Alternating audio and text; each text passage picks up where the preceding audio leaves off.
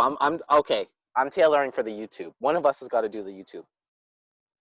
Yeah, whatever. And you can do like the Spotify. You can do like like bubbly sounds and shit. So Amazing. our listeners think we have special effects. Cool. Sounds good. Okay, are we doing this or what? Yeah. Let's go. Okay, so I think first of all, the important thing to talk about is why you even want to talk about this. What about corporate culture and corporate dating and dating clients? Why does that appeal to you to discuss? Because I think there might be a personal story here.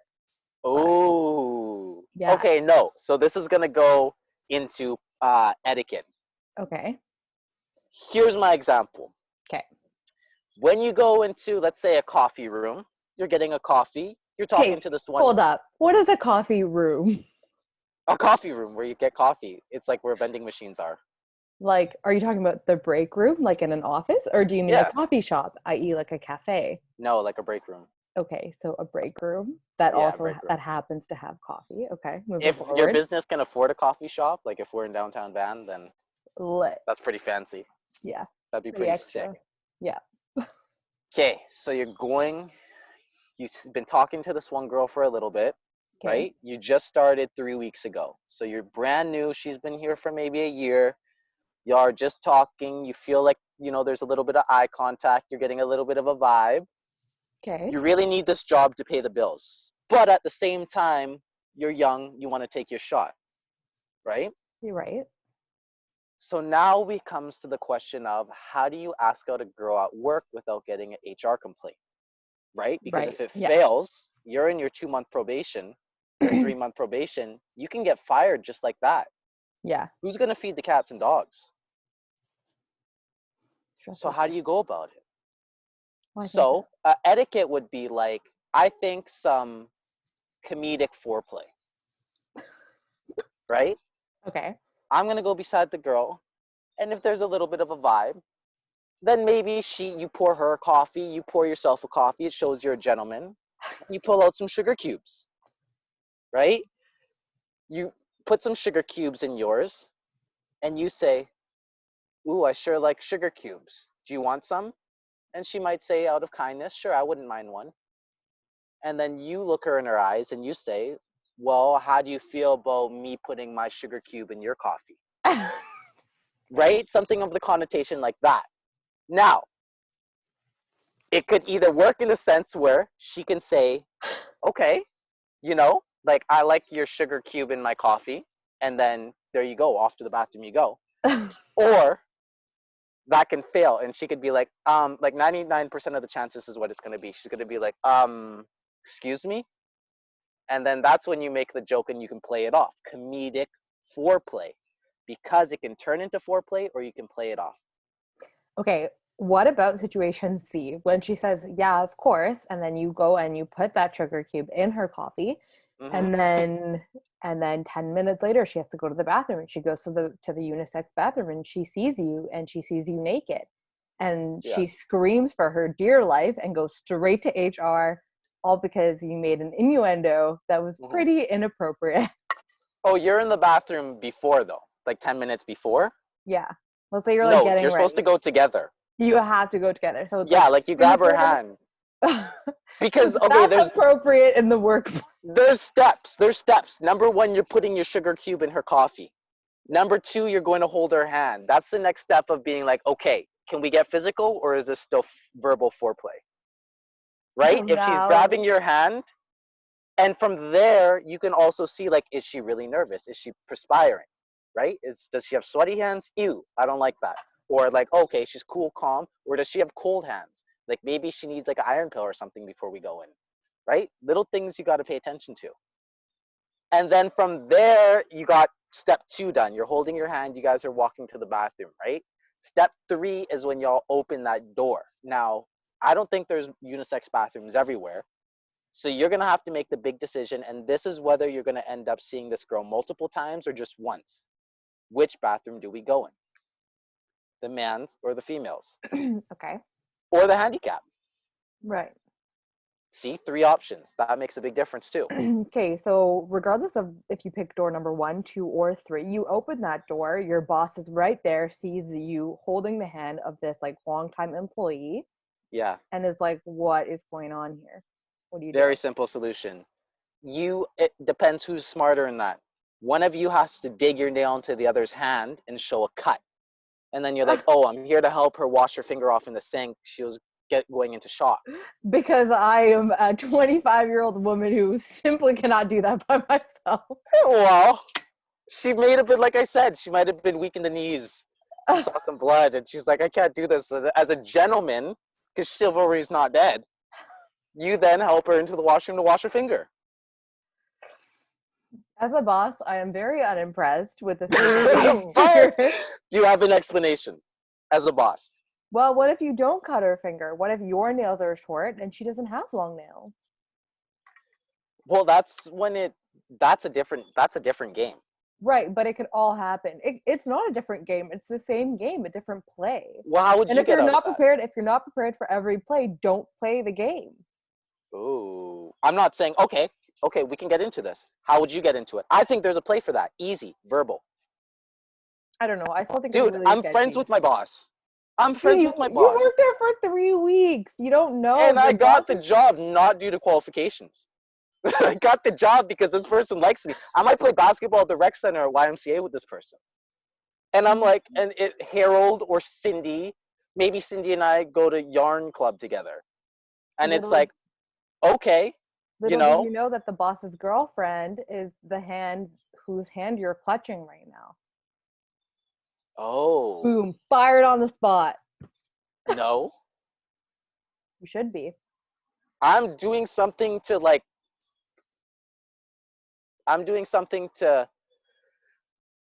I don't know how to say it other than like harm my partner.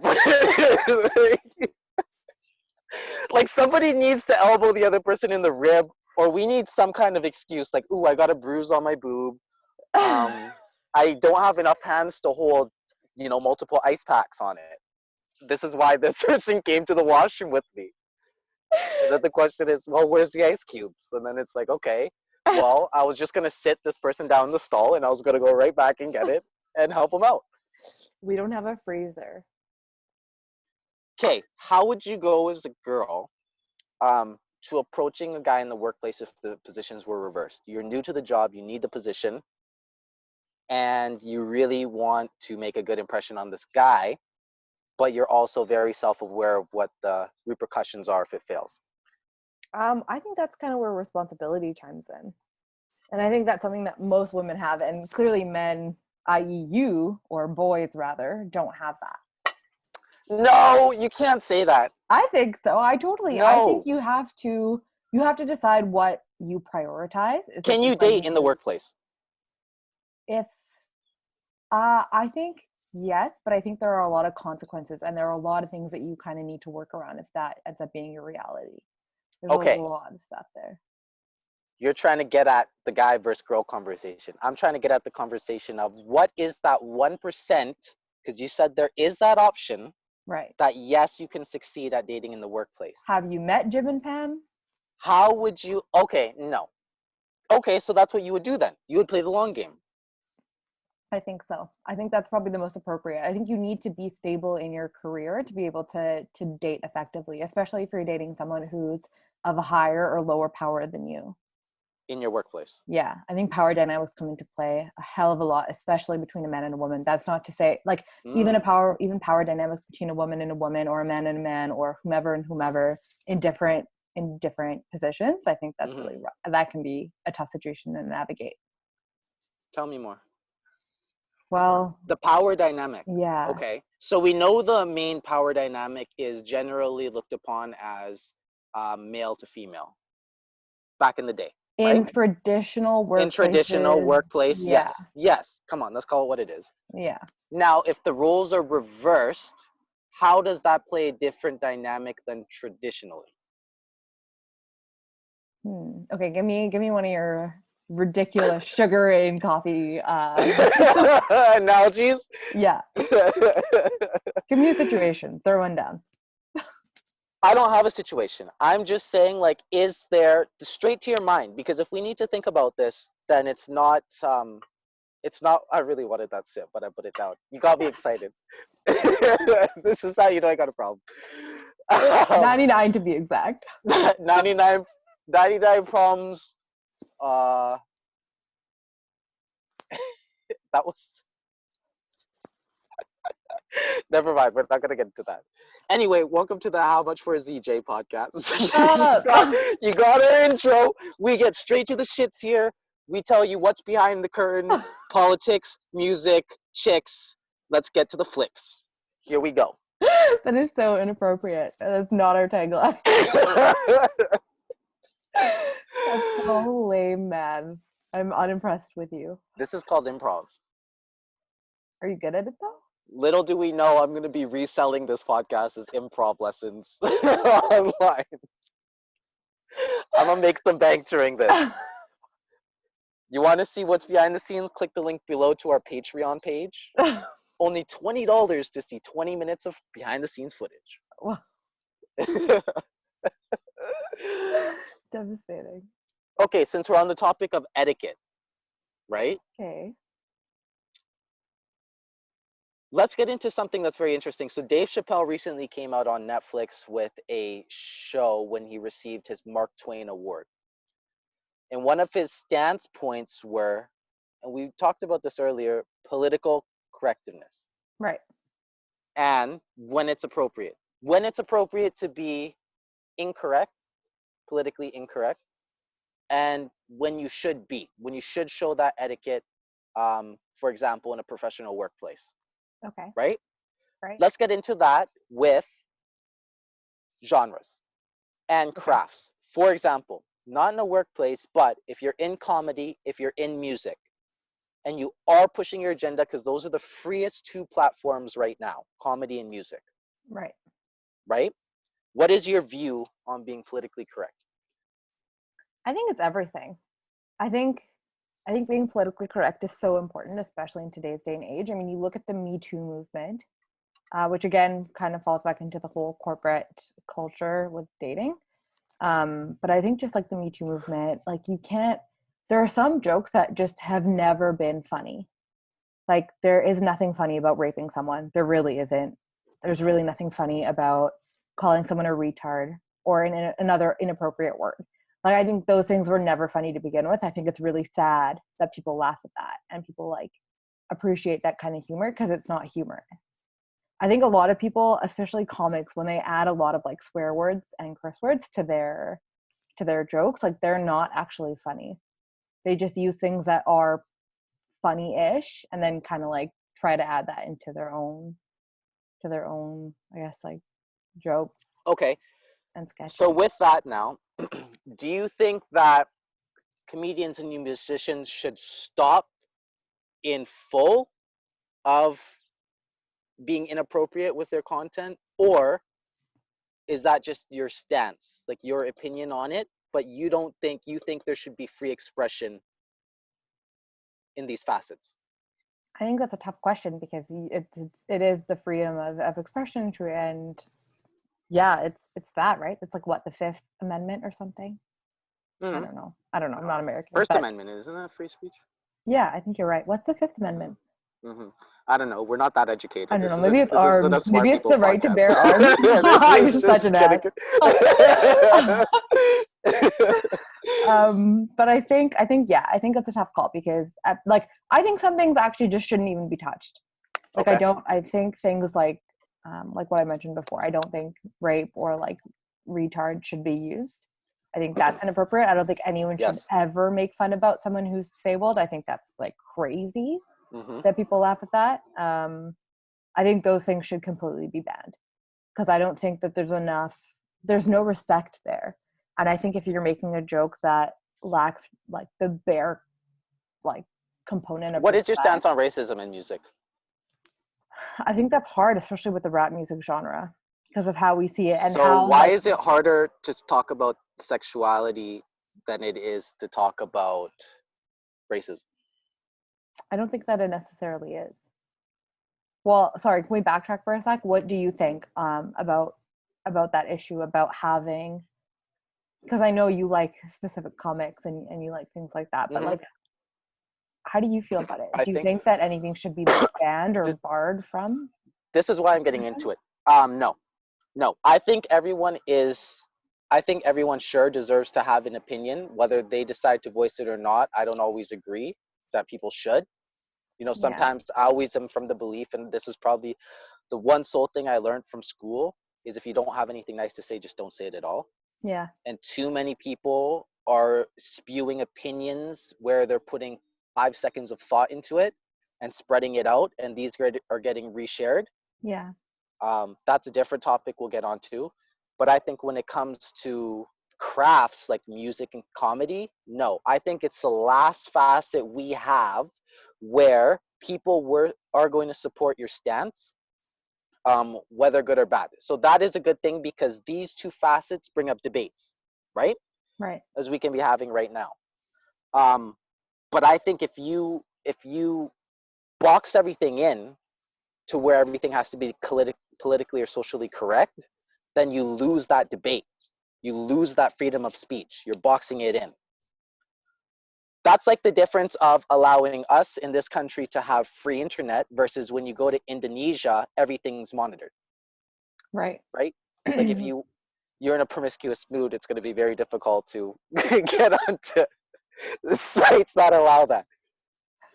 Gotcha. Well, yeah, I mean it's the same sort of regime, right? Like in the DPRK, seemingly democratic, and in the PRC, right? Um, People's Republic of China, and then Democratic People Republic of Korea. Mhm. Um, yeah, I don't agree. I don't think that we need to ban internet. I don't think that we need to monitor what people are doing.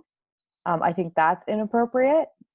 People are free to do as they will on their own on their own time, so long as they're not harming themselves or anyone around them. More Does feelings specifically, count? more specifically, people around them. Sorry. Do feelings count? I think everyone obviously is entitled to their own feelings and sentiments about things. Do you think you should say something when it's hurting others' feelings? I would well, that just begs the question, right? Like, would you rather be lied to but feel okay, or would you rather have someone be honest and like maybe not be in the best mood? What would you rather? Well, it's criticism, right? I think if it's basically like vocalized in like a kind way, I think it's okay. So I think if delivery someone is is important. Yeah, I think if someone is bashing on you, like you're gonna be a lot less inclined to listen to that person. That's true. That's true. Yeah. What about you? I feel like you would rather have a real smile and Me, hear I like another honesty. person. Yeah. Yeah, straight shot. Like I hate when people lie. I'm really good as someone who's like studied psychology. I'm very good at understanding when people are lying, like right within the first 5 seconds. So I like it Useful when people, skill. and I tell people directly too. Like I'm like, listen, I'm honest. A lot of people don't like how I go about my delivery because it's very aggressive and honest. Yeah. But at the same time, I'm just so sick of, I guess this goes into our censorship conversation. I'm so sick of everyone being so shy and insecure and too sensitive nowadays that they can't take criticism. Right. And I definitely don't see that there's a point to hold back. But in the sense, yes, you need etiquette when you're delivering something. I'm not going to be a dick. There's a difference Yeah. between being a dick and being honest. There's a Yeah, huge totally. difference, right? Totally. I'm Delivery going to is be different. honest. Yeah, I'm going to be honest to somebody, if they're wearing like a toupee and I don't like it, but I'm going to say something that might work better for them, just a suggestion, an honest suggestion. Right. I'm not going to be like, no, that toupee looks ugly and you're going to look ugly and everything. It's just ugly person. That's just being an asshole. But I think also like you're not going to walk up to someone randomly on the street and be like, I hate your toupee. You're going to speak to people that Yeah, you're either no. acquaintances with or friends with, or at least are comfortable around because Well, depends if alcohol is in the question or not. Jordan is if an it's alcoholic, folks. Just a disclaimer. if it's 3 a.m. in the morning, then yeah, I might just walk up to somebody and say something. Your toupee sucks. Is toupee? No, I wouldn't say it like that. I would make a joke. How do you know? It's 3 in the morning. I'd be like, I And you're wish like half of my 4 hair gin and fell off tonics too. down, 15 4, down. 3 in the morning. We're like 13 gin and tonics in. We're moving. Like I want to be sweating down to my lips. I want like a sweat mustache that goes And up. trust me, folks, that is true. I've seen it. And it's bad. It's bad. At You that know, point, it's like he uses a sweater as a sweat okay, towel. Okay, guys? gentlemen.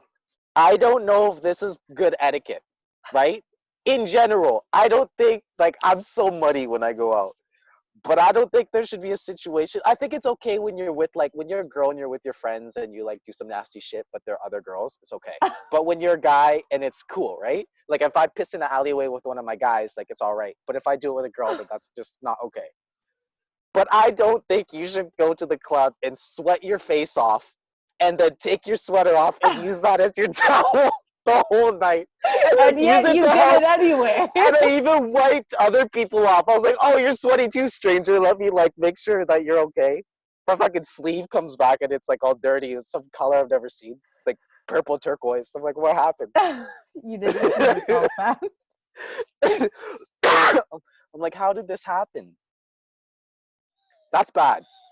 Yeah. Okay. And running to get alcohol. So, okay, so Zaina and I went to the club one night. And before we did, I needed to get alcohol because you can't go out without pre-drinking, right? That's So I got, important. I got some. So I had some vodka, but I'm like, okay, I'm not gonna go on the bus with a vodka. I'm gonna be looked upon because I'm very aware of my perception around people. So I'm like, okay, I'm Says not the gonna. man who used a sweater to wipe off his sweat and others in the club. It's okay. You're in the environment to do that. But like, I'm not gonna go on a bus where there's like elderly folks and children and have like a Mickey of vodka. Then you just look like a horrible person. You just look unclassy and you look like you're 17. But if you have a nice large Tim Hortons cup, no one knows. So I ran in the pissing rain after my bus was late, all the way to Tim Hortons, which was a solid 3 minutes away. I ran there through the mud and I was wearing jeans and a white sweater. And I didn't know that the mud was kicking up to my back. So I only He's realized running when in the mud, guys. I'm He's running in the running mud. in the mud. I go into Tim Hortons, I get my Tim Hortons cup and I run out. I go back to the bus. My silly self forgot to get orange juice. I'm not just gonna drink vodka on itself. I'm gonna sip on it if I'm gonna have it for a bit. So I got some orange juice, which was a bad decision. And I had to run all the way back, get it, and run all the way back. I wasn't paying attention because it was raining, and in my head, I'm like, okay, I need to get this alcohol in the cup before the bus comes, and if anything's dirty on me, then the rain's gonna wash it off. Ah, we Look at your finally meet. noggin there, Jordan. Hey, we finally meet. Long story short, we meet, and we go on the SkyTrain, and I look down, and I look up, and I'm just like, I hope to God she doesn't notice right now. Did you notice at first? White trash city. How can you not? No, but the dirt.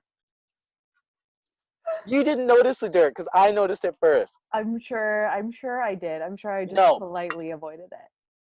that's one good thing.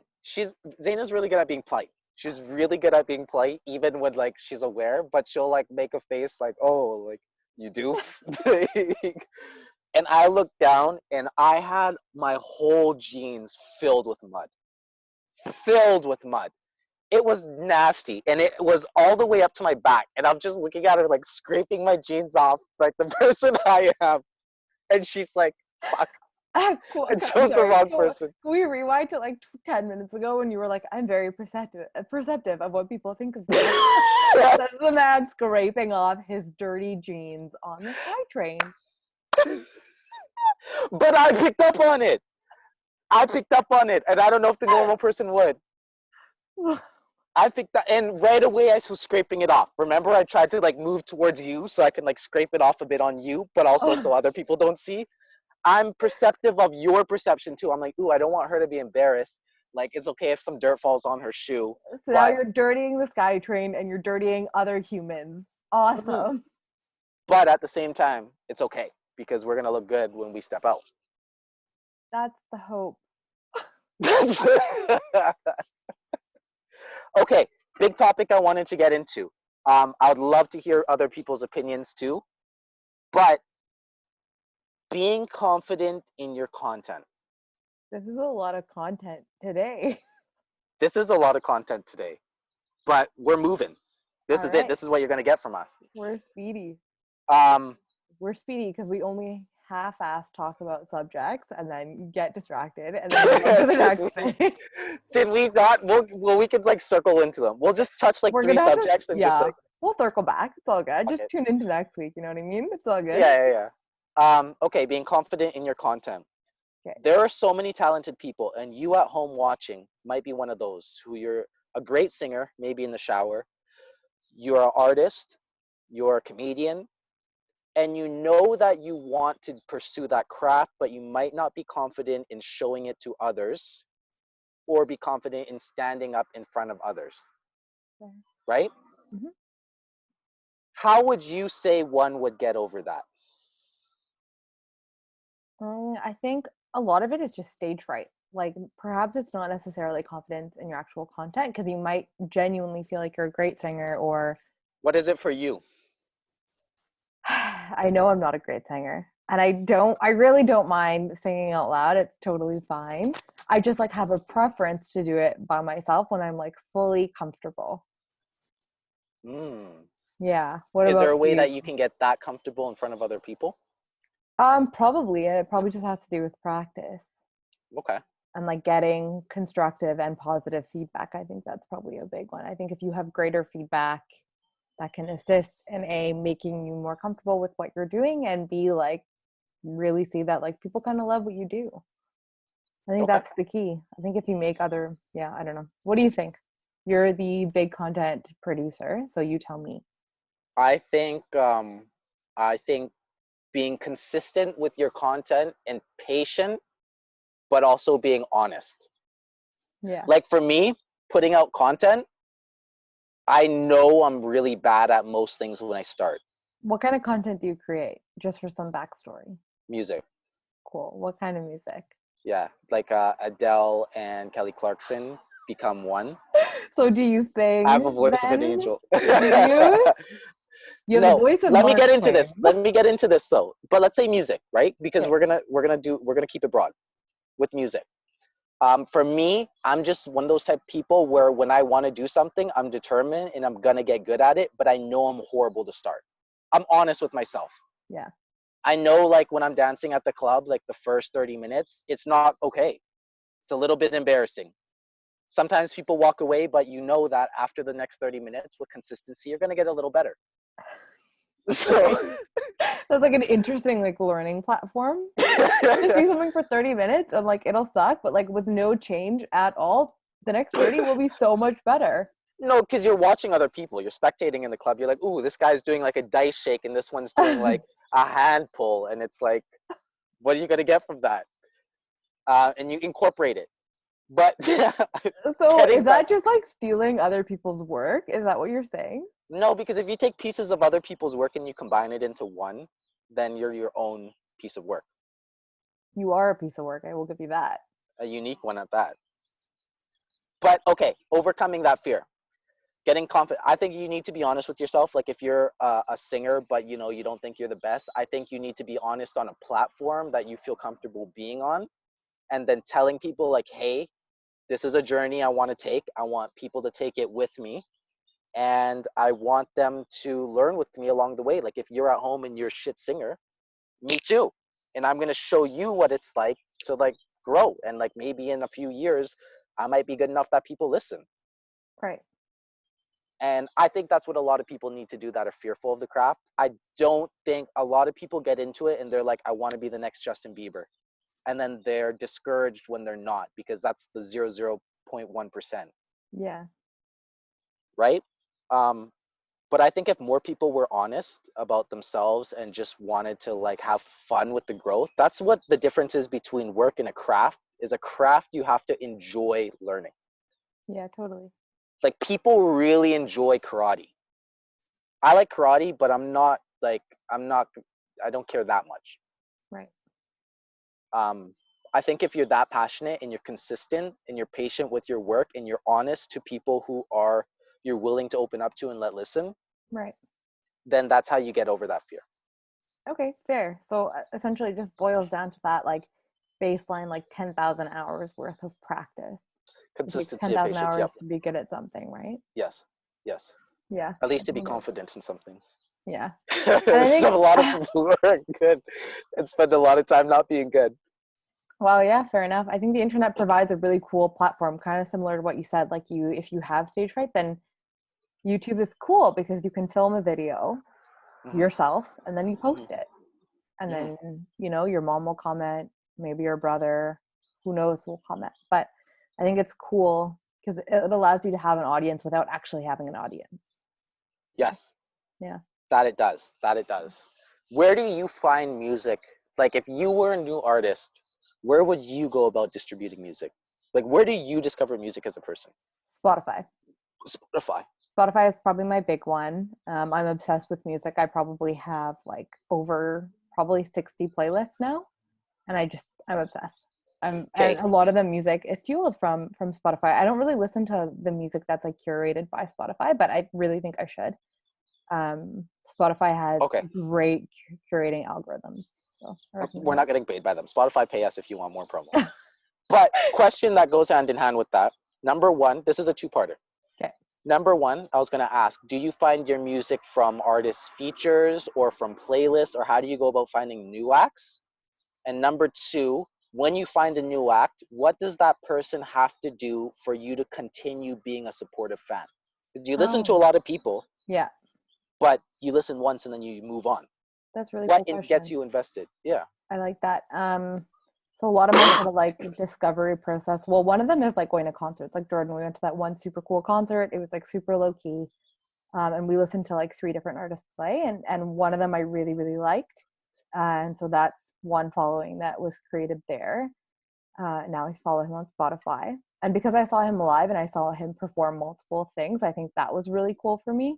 So I think I would be more inclined to try multiple of his songs, but if I'm like creating a playlist and I see that a song is like featured with someone, I will check out who's featured if I like the sound of their voice or I like the sound of the music that they're creating.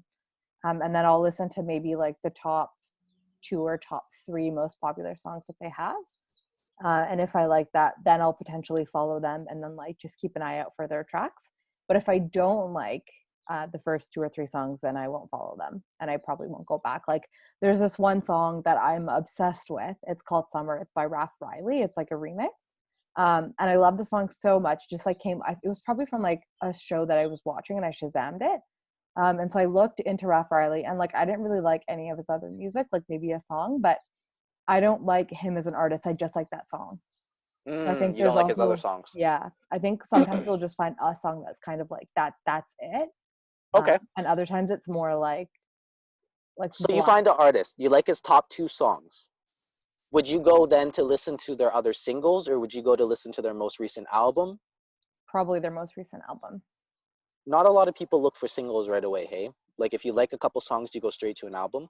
Yeah. And then, Especially if okay, those tracks are on the same album, then I would just listen to the whole thing. now from there, what would it take for you to further invest and go like follow that artist on Instagram and go look at their social media, like to actually be now interested in who the person is? That's where I draw the line. I'm not. If I was interested in who a musical art, like I would not listen to Kanye West if I paid any attention to who he is as a person. Like I just wouldn't do it. I truly like I try to separate an artist from their music like to the fullest extent that I possibly can.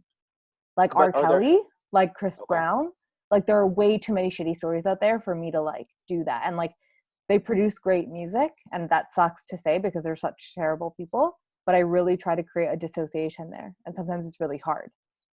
So you don't have any artists that you follow, like that you like personally and with their artistry? Not really. I would say if I had to pick, I would probably pick the four coaches on The Voice because I watch The Voice and I know who they are as people. And their music is also really great, except for Blake Shelton, who I had no idea who that was, but now he's dating Gwen. Okay, I'm gonna play off another question now. Um, so if you find an act Let me find my question again. Keep talking. I'm gonna find my question exactly. I want to word it right. Okay, I believe in you. But I yeah, I forgot also it. am not a huge avid user of social media. I think at max I probably just use Twitter. Okay. I do have a food blog, Hey, but that's about it. talk about your most recent blog post. Selfless, with the shameless self promo.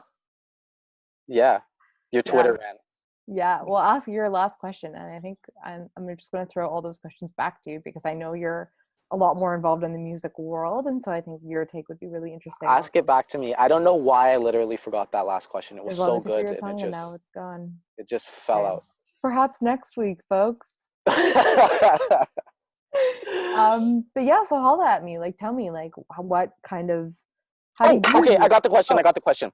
oh, God. Would Okay. you think it would make more sense to an artist to invest time and money into doing live shows to meet a smaller amount of people, like if you're only meeting 30, 40 people a night, or use that same amount of money to further expose yourself to tens of thousands of people on the internet? What do you Well, think would have a better rate of return? what kind of artist do you want to be?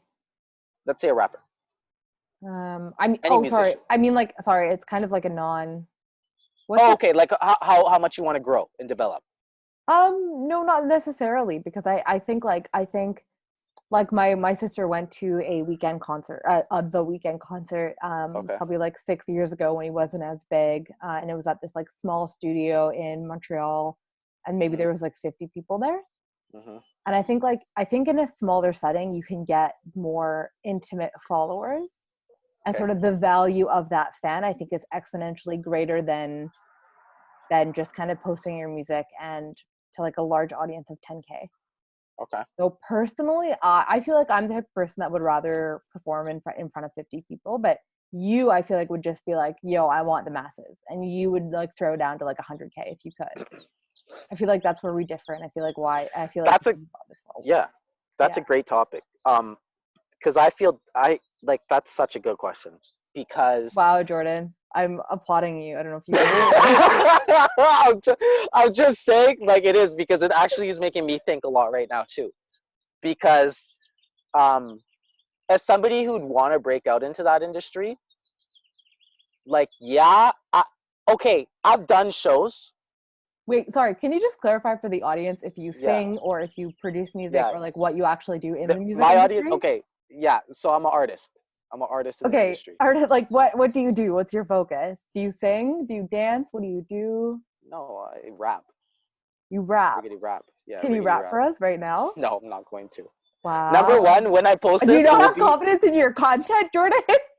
no. Well, when I post this, it'll be to like the video version will be to YouTube, which will be my audience there, Right. and then like just go off the YouTube name if you want to find the work. Okay, so this is where we're gonna get into subject. I'll tell you about myself and my thinking with this. Okay.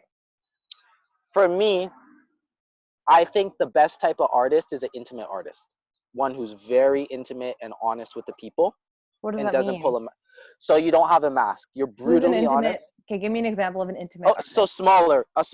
okay. So any artist who cultivates their following through time and through integrity. Sorry, So that's the Justin number one. Bieber then would be an intimate artist by that logic, by that definition, because he did cultivate an intimate audience. I don't know. I'm just joking when I say the pop stuff. I don't actually follow these people. I have no clue how they've cultivated it. But I can tell you, like, for anyone listening on who knows like the hip hop of things, Griselda. Griselda is currently a movement of artists who have changed the landscape of sound because they're bringing back an older sound mixed with a newer sound. But it's not. It's very niche. It's very very niche, right? But there, and that's one of those things. For example, when you want to get picked up by a label will tell you you need a pop song, you need certain like you might nowadays the label's going to tell you you need a dance on TikTok, you need something that we can market on TikTok because that's where most of the eyes are. But that wouldn't be something I would do because it would go against my personal brand and my integrity. Right. So that's what I'm saying between, but it's going to take longer. If I wanted to, for example, color my hair and do a TikTok dance and all of a sudden get 1 million followers and likes that week, well, yes, a lot of people do that. That's what most of the mainstream media is doing now. But for those very few people who want to keep integrity, it's going to take you maybe 4 times as long. But when you get to the top, you now have longevity because you're Okay, give, not buying into the masses. give me an example of like a couple artists that are like that then. Like a Russ. A Russ would be a good one. I love Russ. Yes, he's independent. NF. A lot of people don't know of NF. Very big artist, millions of followers. He's not the top name that would come up in most top tens, Right. right? Yeah. Those are people who spent a lot of time building followings, but through integrity and quiet. Like the thing is, too, when you don't give up everything to go mainstream, a lot of people, your name's not going to come up in conversations. Right. I think that's I think that's rough. So that comes down to the conversation of like, where do you want to be? Do you want to be one of these microwave acts, like these SoundCloud rappers who get popping for 1 to 2 years and then their contract fucks them over and you never hear from them again? Yeah. Or are you willing to be an artist and to be poor for the next 8 years, but finally pop off 8 years later on a label that supports you and really pushes you for longevity, and you're staying true to your brand and integrity? Yeah. I That's think what I that's what I mean with being more personable with your audience. I guess I'm saying for like a niche genre, um, I think that's what you need. You need to be personable. I think it's going to take longer, but to get back to the question and circle around, would I do shows over the mass? That's a tough one for me because I've done shows and you might meet 30 people, but out of those 30 people, who knows when you're going to see them again, and maybe only 2 of them heard your music. Versus I can market to 10,000 people and maybe I get 200 people to listen to my music. right. Now, what do you want from that, right? If I meet those 2 people in person and they listen to my music at my show, they might buy my merch. But if I get 200 listeners, those people might actually invest in me and become longtime fans. So I might have just made 200 long-term fans that will pay off 4 years from now, or I made 2 new fans recently. So that comes to, do you want to push it through the machine? Or I think you need to have both. But this is where I would struggle, and this is what I think a lot of people's opinions vary. Like, are you willing to do more the show route and build that tiny audience, like that 2 people turns to 6, turns to 12, turns to 20? Or are you willing to fucking spend that money to 100,000 people and you convert that immediately to 2,000 followers? Yeah, but who has the money to go after 100K people or like 10K or 1K even? I But think if you did, but if you had to choose between one, do you want to market to 100K people, or do you want to throw your own shows under your own conditions? I think that would depend, sorry, on what the conditions are for the bigger show. Like, are they similar to what I would have wanted anyway? Like, how much discrepancy is there between what I To, want and what the to, label wants? to run your own show, like let's say in Vancouver, to run your own show would be about $200 if you made the right connections and you knew the people who would be able to give you space for free. It would be 200. That's it Yeah, yeah. for an audience size of what? No, I'm saying for a smaller audience, like 50 people or to 100 people, right? Yeah. That getting people. I'm saying this is being thrown in like a cannabis lounge or like a bar or something, like not an actual concert. Yeah. But I feel like as a new act, you would have to do those intimate shows at a bar and shit. Yeah, for sure. Um, that runs $200. $200. I think I could it's also. more. I think it's more. I'm saying with connections. I'm saying Yeah, like but if even with connections, I feel like it's more than $200. my buddy owns a bar and he has a sound system because he does bands and shit there on Friday and Saturday nights, and my buddy is an engineer who will come just to support me and help with the audio. Okay, so literally everything else is called for. Like the only Well, thing you that's need to not do is everything show up. because you can find people who will do that just from like programs. Like you can go onto Facebook pages and go to college, whoever's studying and as an engineer, and you could say like, hey, do you want industry experience? Like I'm looking to do a show, I need someone to help out, like just internship type shit. People Got will it. do that. A lot of people, like when artists want to shoot music videos, some people will charge them like $1,000, $500. There are literally people who will do it for free if they're like brand new to a filmmaking school. This is their Yeah. first couple months in. They want to get experience for a project. Why not shoot a film video for a local act and support the scene? Yeah, fair enough.